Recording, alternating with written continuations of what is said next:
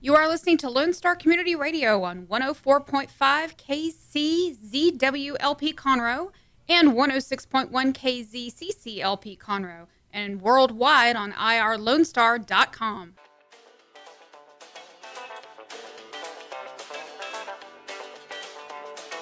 All right, welcome back.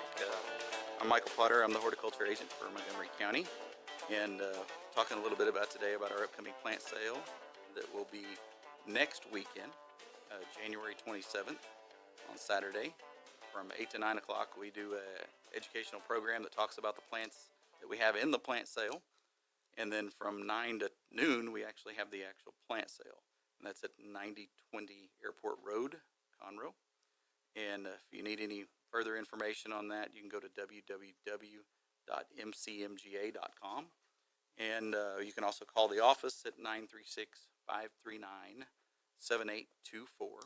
And we'll be more than happy to get you the information you need.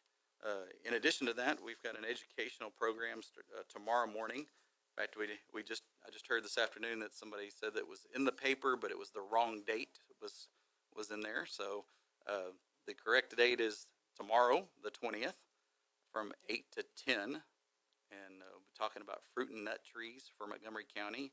And then the second session will start at 10:30 and run till 12:30, talking about plant and care of the fruit and nut trees that you purchase or have in your lawn or landscape. The cost of those classes is $5 per class, and we run 2 sessions, so that's $5 per session, or you can have pay $8 to go to both sessions that are on that same day. And just kind of mention a couple of other ones. On February 10th, we'll be talking about lawns and lawn care for Montgomery County. We have a first session of 8 o'clock in the morning to 10 on February 10th, and then a second session from 10:30 to 12:30. We're going to be talking a little bit more in depth on the second session about identifying and solving problems related to your lawns. And then on March 10th, we have another session. We kind of get into the time frame of it's getting time to get ready for vegetable gardening, and some of the perennials and other plants that in your landscape should be greening up by then. But from 8 to 10, we're talking about floral plants for Montgomery County, and 10:30 to 12:30 talking about vegetables for Montgomery County. So like I've said, those classes are $5 for one session, and then $8 for the 2 sessions. And they basically run certain Saturdays of the month from 8 to about 12:30, having a 30-minute break in between those 2 sessions. So we've got them scheduled all the way out to looks like November of this year. We have 2 different open garden days planned, one on the 5th of May and one on the 3rd of November this year. So we invite the public to come out to those events and kind of go around our facility and look and see what we have. We've got lots of research going on out there. We're always testing new varieties and new ways of doing things and trying to find the best way to grow plants in the landscape, testing different varieties, etc. So it's kind of a neat time to come out, and you'll be able to see all of our master gardeners out there that specialize in different areas, and they'll be out answering questions and gives you, they give you a pretty good tour of the gardens and what we're doing. So like I said, we've got the plant sale coming up and then the educational sessions as well. So if you need more information on that, just go to the www.mcmga.com, or you can call the extension office at 936-539-7824. And all of our education classes and plant sales are held out at the close to the airport, right across from the Lone Star Convention Center at 9020 Airport Road here in Conroe. All right, so after about 2 days of the ice age, we had the big thaw, and luckily some of that water kind of went away in a sense, evaporated and started to melt. The problem is that there's some plants that are going to be it's going to be very detrimental to them in a standpoint that they just got too cold and it killed a lot of the plant tissue. For instance, like Mexican honeysuckle, It's a nice little foliage plant that has some pretty little orange flowers. If the what you'll see with those types of plants or any kind of the perennials that got damaged, the leaves will look water soaked, and in that case, there's going to be massive tissue loss. One of the first things we get questions about in our office is that, well, the temperature warmed up. Can I trim them back? And that is actually the worst thing you can do to the plants at this point in time. In fact, you want to wait till they start to regrow. Most of your perennials that are more hardy will regrow starting in the early spring. That may be March 15th, maybe March 1st, just depending on the year. But we can typically have a freeze as late as April 1st. So you kind of have to it's kind of a wait and see. Watch those plants start as far as their regrowth. Once they start to regrow and there is no possible freeze coming up in the near future, then it would be okay to trim those plants back and allow that new growth some space to grow. But if you were to trim them now and we were to have maybe a week or two of warm weather and those plants started to regrow, what would actually occur is that next freeze we had, that new growth would die and it would completely kill the plant. So you'd have less of a chance of that plant surviving from these types of cold spells. And when you have temperatures that last, below freezing for such a period of time, there are plants that will not make it that typically would. We have cyclical type events like this that occur, and you have freezing weather and stuff. And in fact, I was looking at a quick fact today. The lowest recorded temperature in our area ever recorded was 6 degrees. So and it was in, I want to say it was like 1883 or something like that. But there's some good information out there. Like I said, I can't, don't quote me on that, but it was close to that information. I just put that slide in my presentation today for tomorrow because I thought it was kind of a neat fact. Is that a lot of times we say, oh, this has never happened before, but when you actually go back and look at the history and the data, yes, it has. In fact, it may have been worse at one point in time, but it does happen again here and there. But it was kind of a neat 2 days, but it was also kind of a messy 2 days, and also put everybody behind about 2 days of work. So I know that was for me, but not being able to get out of the house and do some things, it definitely put me a little bit behind. But that's okay. It's a nice warm day today. We're going to work through it, and we're going to make it work. Anyway, so watch your plants. Don't get too stressed about them right now. It's going to take some time before anything occurs. We're sitting here talking. We're going to wait 2 to 2.5 more months or 2 months before anything needs to be done or any for that matter. Now as far as if we get some more freezes, there's things you can do to protect those plants. They sell freeze cloth that'll help protect them. Putting sheets or cotton type materials over the plants, making sure that they touch all the way to the ground is an important way to do things. Avoid plastic materials. Plastic materials tend to be as cold as the air, and it actually impacts, especially when it comes in contact with the leaf surface. As it does that, it disrupts the cells and basically will cause the cells of the leaves to burst, which increases the impact of what a freeze would have on it. So you have to be careful about the materials that you use. I know that in our neighborhood there was a large concern about pipes in homes and stuff like that, and you need to make sure you drip all the faucets and things like that inside your house, and as well as your bonnets on the outside of the house. Make sure they're protected, covered, insulated very well. When you have prolonged freezes, for the first day it may be fine as far as through the pipes or in the exterior of the house of those bonnets, it may be okay. But as that water cools as well and gets colder, it allows for possible freezing of pipes even more so. So you have to make sure you run plenty of water through your house and through your faucets and through the exterior the bonnets, your hose bonnets. That'll help melt that ice and keep them from freezing up all the way and causing a lot of damage. Also, people with irrigation systems, lawn irrigation systems, there's some good videos on there on how to winterize your irrigation system. There's I've had to do it on most other houses. I don't have a water system at my house, but there's two screws on the side of it that you can release the water pressure out of. But first you must shut down both sides of the pipes and basically turn off the water from both ends. And I've had a lot of people say, well, won't that shut the water off to my house? No, actually, that system is separate, and what they have is backflow preventers. They're a big metal piece of equipment that attaches to your irrigation system and keeps, basically if you had your water hose sitting in a place where there was dirty water, it keeps that water from backing up and going into your house. So that's why they call it a backflow preventer. And those pieces are quite expensive if you have to replace them. So it's good to insulate those things the best you can, cover them up, as well as drain your watering system.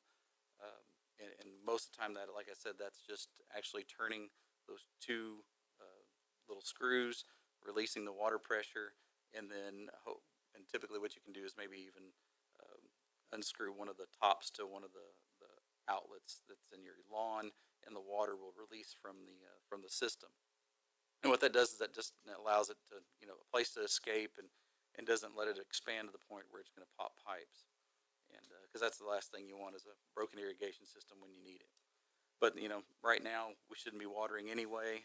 Everything's pretty much dormant, and that pretty much started, late November. So that's one way to protect your water system. Plants as well, they do need a little water, especially in the soil, to help as far as an insulator. In fact, with some of the citrus trees, if you have smaller citrus trees, you can actually take a blanket or some kind of sheet and drape it over the top of them, make sure it goes all the way to the ground. And as long as the plants have been watered, it serves as kind of a heating mechanism. If you sit there and you put a piece of a sheet or something over it and you leave the bottoms exposed and they're not touching the ground, then there's cold air that gets in there and it can damage the plant further. So that's something you want to do with most of your smaller plants. If we end up getting another freeze, some of your evergreen plants should be fine. Wax myrtles and clerodendrons and stuff like that, they should be good. But we'll keep a watch on some of those little bit more tender perennials and see what they do come March and April.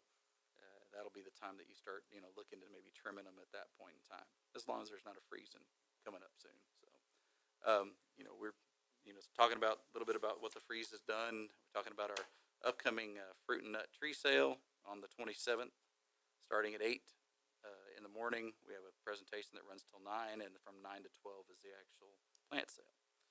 It'll be held there at 9020 Airport Road in Conroe. And if you want more information, you can go to www.mcmga.com and get more information on that. And I appreciate you joining us for the Extension Hour today. We'll be back in a moment, talk a little bit more about some of the programs we have coming up and what you can do to help your plants get along through this time. Thank you much for joining us. Our talk shows and music shows are looking for sponsors. Want to expand your brand awareness? Reach the hyper-local audience in Montgomery County? The Lone Star Community Radio sponsorships accomplish this. Want to see our stats and rates? Check out irlonestar.com/sponsor for more information. Or call in and leave us a message at 936-647-3776 with your question. Get seen on TV or YouTube and heard on our podcast, FM, and internet radio. Sponsor your local radio station with Lone Star Community Radio.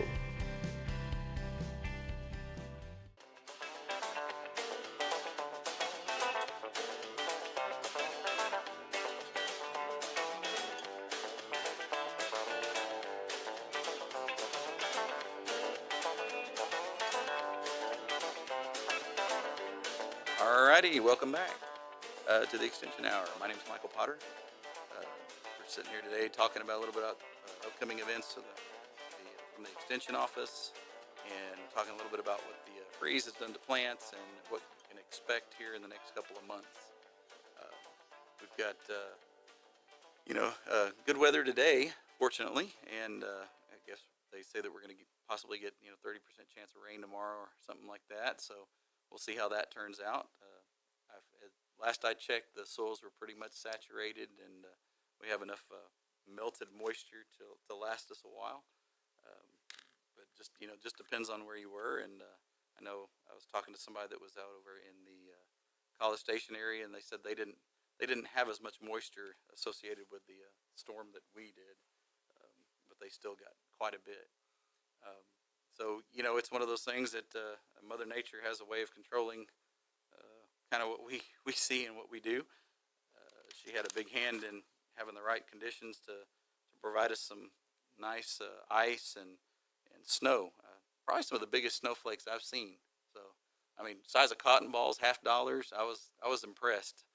It was something that kind of neat to see, especially in southeast Texas. So, but I woke up this morning. I still had some ice around the base of my plants that in those colder areas that don't get a lot of sunlight that hadn't quite melted yet.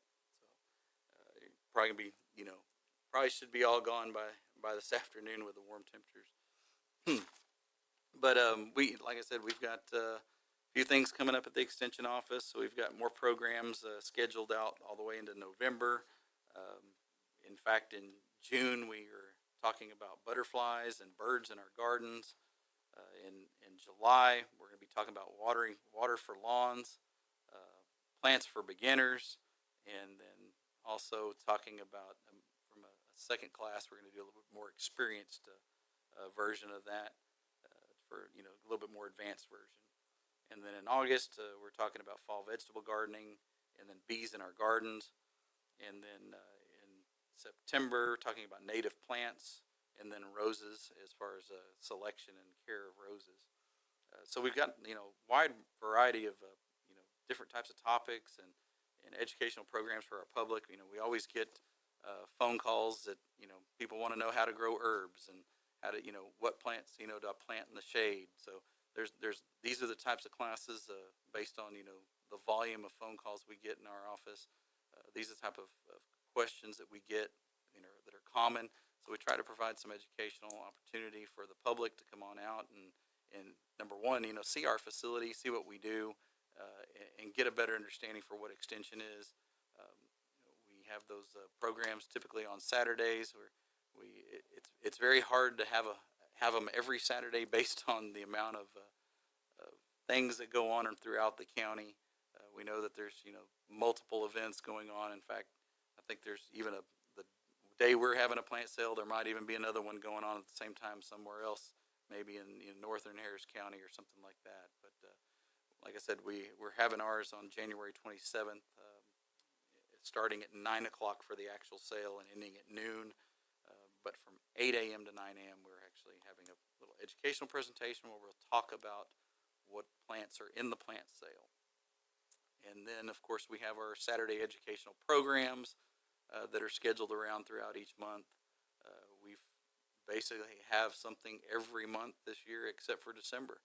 So that's something good. And we always look forward to having the public come in and provide some feedback to us to let us know what kind of programs and educational opportunities they would like to see. We've done a good job and continuously growing, expanding beyond the extension office is something that we look to do in the near future, and hope to be doing that. And all of our sessions for the educational sessions, our first sessions run from 8 to 10 in the morning, and the second session runs from 10:30 to 12:30.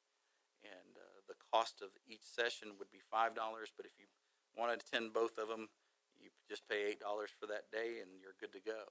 And like I said, we got fruit and nut trees for Montgomery County coming up tomorrow morning at 8 o'clock, and then we talk about the care and planting and trimming and all that kind of stuff in the mid-morning session from 10:30 to 12:30. So, and like I said, $5 for one class and $8 for both classes. We have some other good plants coming up in our plant sale this year. We did get some Dunstan chestnuts in this year, and that is a heck of a deer plant. I had a gentleman come 2 years ago. I think he bought just all but about 4 of the plants that we had in that sale. He said that he's witnessed how good those are as far as a a deer attracting tree. They really like that. And then we've got some figs.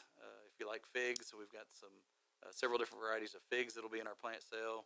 We got the Celeste, LSU Gold, and LSU Purple. We'll even have some olives in there, some regular Arbequina olives. Those are typically, just keep in mind if you're going to plant olives around here, they need to be in a dry location. They don't like wet feet. Mexican plums. We've got some of the native type fruits. We got mayhaws, pawpaws that'll also be there, and we also have a tree that we really enjoy around here for its fall color. Would be the sassafras tree.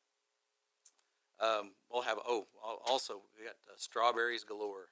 We have quite a few flats of strawberries they're the Camarosa variety. They are, strawberries are really pretty easy to grow. The problem is that some people try to grow them as a perennial, and it doesn't work that way. But I'm going to be actually talking about how to grow those tomorrow in our class. And then we'll have some actually 10-15 yellow onions in our sale and some early whites, and then we'll have a ton of blue bonnets. This is always a good time of year to plant those blue bonnets, so you have a good spring array of flowers in your landscapes. It's also a great native. We used to have some red ones. They call it the maroon bonnet. We had a couple of years ago. Unfortunately, we haven't been able to get any seed, and due to all the wet weather in some of those areas, it was quite difficult to get seed this year. But we will have quite a few blue bonnets out there. We'll also have some blueberries, nectarines, nectarplums, plums. Of course, your citrus, your peaches, pears. We'll have grapes, blackberries. There's several different varieties of blackberries we'll have in there. We also have, one, I guess, really good grape to mention is called the Victoria Red. This is a grape that was kind of found growing out in the Victoria area, and that's hence why they named it. It's a real good table grape. It is seeded. We started growing some 2 years ago and had our first kind of production this last year, and they were absolutely sweet, good grapes. They were really good table grape. Like I said, we got some new peaches, Tex King, Tex Star that are out there right now. One's kind of an early season, one's kind of a late season. We got apples, Anna and Dorset. And just like with any fruit, though, you've got to fight the squirrels.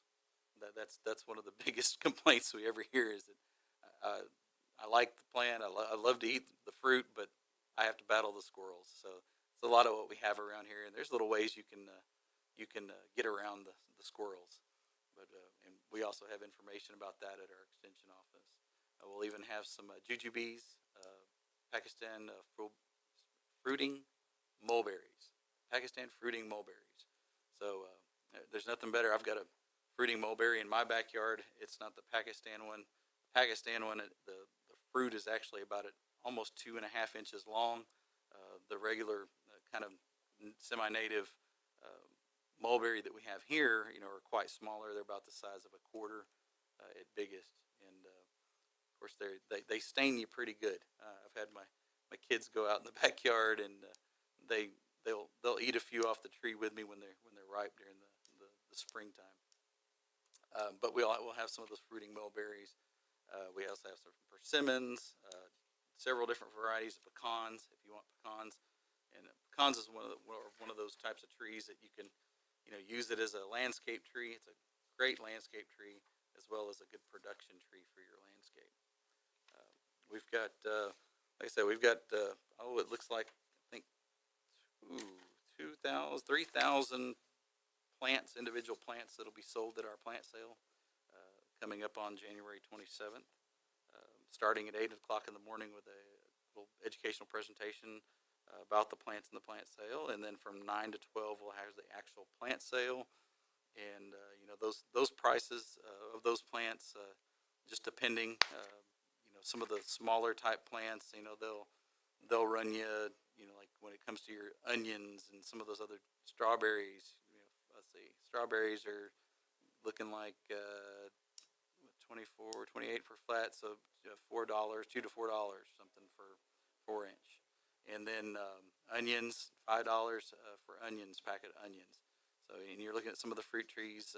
Let's see, our blueberries are running about 18, and so you've got, let's see, peaches. They're running about $26 for a peach tree, and I saw most of the stuff that came off the truck here.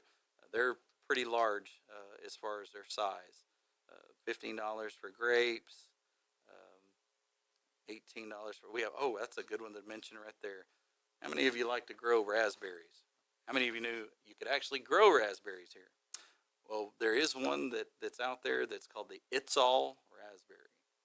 And believe it or not, it produces about 2 to 3 times, and pretty neat. I had one of our customers call me up this last year. She bought one, I guess, the year before, and she said that she's already harvesting raspberries off of it, and she loves it. So it was a good producer for her. And this one, they say it's an everbearing, so it tends to produce maybe 2 to 3 crops a year. But then we've got that. We've got our blackberries, like I said, Victoria red grape, which is absolutely wonderful as far as a table grape, good sweet grape, but even though it has seeds. And then we've got a whole bunch of different peaches. We even have some of the miniature peach, like the Bonanza. That's a good little peach if you don't like to, don't need to be getting up on a ladder. Miniature peaches are something that would be good for you. You don't really want to try to have a 15-foot tall tree and try to be up on a ladder trying to get fruit off of them. Sometimes it's not just a good thing. So having one of those miniature peaches, that would be a much better option if you don't want to be up on a ladder. Also have the Anna and Dorset apples, and got a whole bunch of different types of pears, regular Kiefer and Southern King, and then some Asian pears as well. So we've got a large variety of things coming up in our plant sale. Also have the educational program tomorrow. We'll be talking about most of those in the morning session from 8 to 10, talking about some of the plants that we have in there, especially fruit and nut types. Then we'll talk about the care and how to maintain them in the afternoon, the mid-morning session from 10:30 to 12:30. Just remember the cost is $5 for one session and $8 for both sessions for the day. And hope to see you there. Like I said, it starts at 8 a.m. tomorrow morning. So we're looking forward to it, and hopefully you can come by and see what we have to offer. Appreciate you joining us today, and I look forward to having you come back. And we're going to have one more segment to go, and we'll be kind of rehashing everything we talked about this afternoon and moving on and trying to get you to come out to our program. Thanks so much for joining us. See you in just a minute.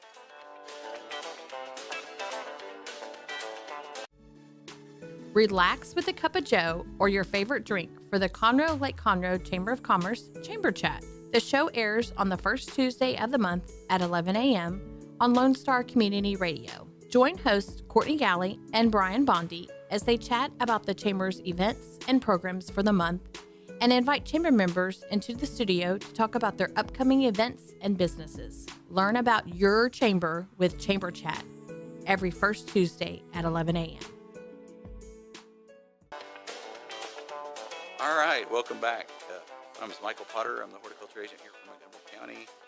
Talking a little bit today about some of the freeze damage issues that we're seeing, talking more about the programs that we've got coming up, like our plant sale and educational session tomorrow morning. Tomorrow morning, we're talking about fruit and nut trees. That'll be from 8 to 10. We're talking about the different varieties that we have. Most of that's going to be talking about the plants that we have in our plant sale. That's the reason why we do our plant sale, is a lot of those varieties have been tested, tried and true, and they work in this area. Then from 10:30 to 12:30, we're talking about the care and maintenance, and how to trim them, how to fertilize them, how to do those types of things and make them and keep them, at a good, production level, so you can still get some fruit off of them. With our weather patterns here, things tend to be kind of a roller coaster ride. We tend to look at things from a chill hours perspective when it comes to fruit and nuts. Most fruit and nut trees have a requirement as far as how many chill hours, and that's chill hours are defined as temperatures below 45 degrees and above 32 degrees. So I looked at something this morning. We're about 450 hours of chill this year so far. And most of the plants that we have are anywhere in the neighborhood of 200 hours up to about 500 to 600 hours. And even though they may be a little different, they still perform in our area. They still produce fruit for us. And so that's some of the things we're going to be talking about in more detail even tomorrow morning from 8 to 10. And then 10:30 to 12:30, we'll be talking about the care and maintenance of them and why do they perform, why do they not perform. Those are some of the things we're discussing. And like I said, those sessions are $5 for one session and $8 for the 2 sessions. And then, of course, next weekend, the following weekend, Saturday, January 27th, we will be having our Montgomery County Master Gardener Association annual. Basically, it's a fundraiser every year to help us provide those education, programs, and also support the research and demonstrations that we do out at our facility. We're going to be having that fundraising plant sale, fruit and nut plant sale, on Saturday, January 27th from 8 to noon. From 8 to 9 in the morning, we do the education session, and from 9 to noon, we do the actual plant sale. If you need more information, you can go to the website www.mcmga.com. That stands for Montgomery County Master Gardener Association .com. And they'll have information about have the plant list on there, let you know what we have for sale during the plant sale, and also have information about any upcoming educational events like the one tomorrow morning, as well as the ones that are coming up on February 10th, where I discuss lawn care for Montgomery County.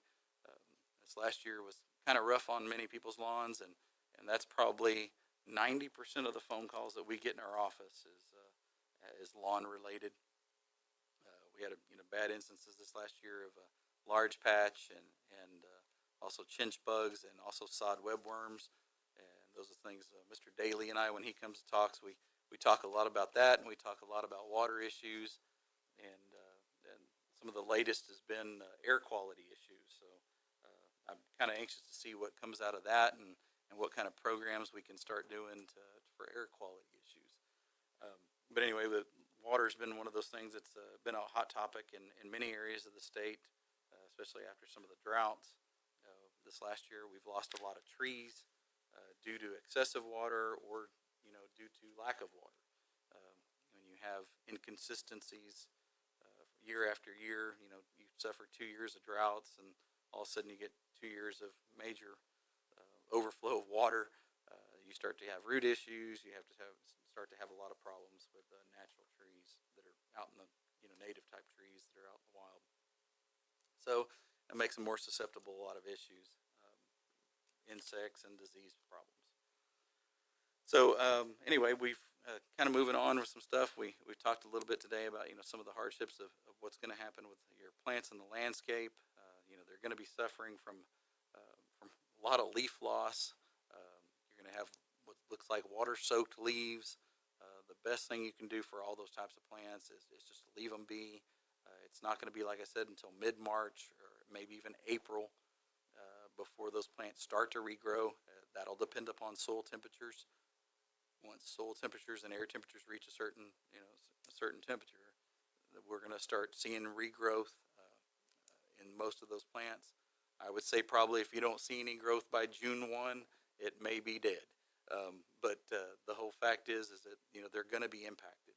Having freezes for multiple days like that and multiple hours, it always does set them back. It always does kind of slow the process down of regrowth or spring green up.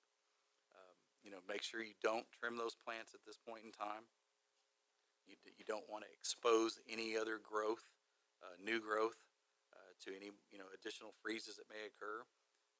If you leave that plant as it is right now and leave that extra plant material attached, if we do have another freeze, that dead material will actually protect the material below it.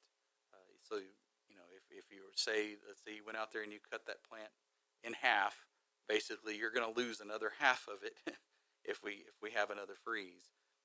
If we do have another freeze and you've left that plant material on there, it's actually going to be protected. You may only lose, 1 inch of that material, if that. But it does serve as a protection mechanism by not trimming those plants at this point in time. Turf grasses, that was one of the things that somebody asked me yesterday, what's going to happen with turf grass?